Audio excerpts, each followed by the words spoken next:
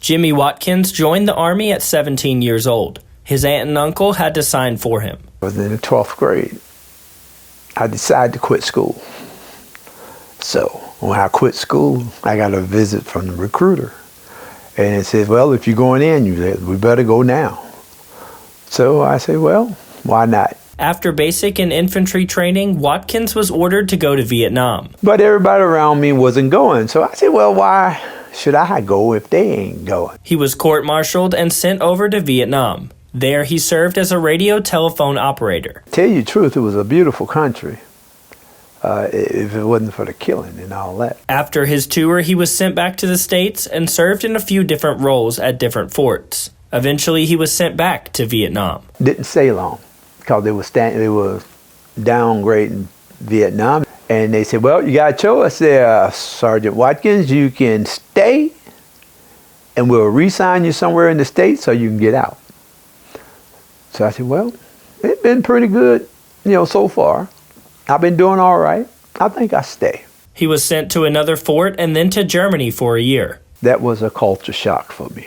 Watkins spent the next few years between Fort Bragg in North Carolina and Germany while working up the ranks of the Army. While he was serving, he was also working on his business degree. He finished it in '85 before heading to Germany for a third time. I was coming up on my 19th year, and I was feeling kind of, time for me to get out of the Army.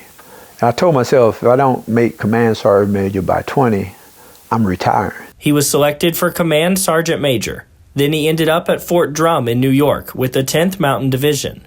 They helped clean up Hurricane Andrews, and then were sent to Somalia. We built a couple of bridges, we repaired roads, we fed a bunch of people. Watkins visited many other countries during his 27 and a half years in the Army. France, Spain, Germany, Luxembourg, England, China, and Mexico. He served most of his time as an Army engineer, but also served as a drill instructor and taught classes as an instructor. He says throughout his time in the Army, he faced discrimination based on his race. All the time. All the time.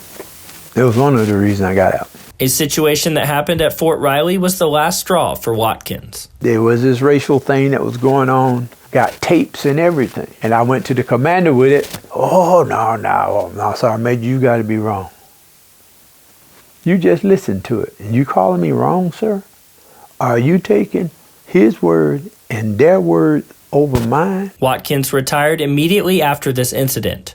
Despite the discrimination he faced, he says he would do it all over again. For a young man like I was at the time, it was no better place to learn. I had fun in everything. After his service, he worked a couple years in a civilian job, then retired.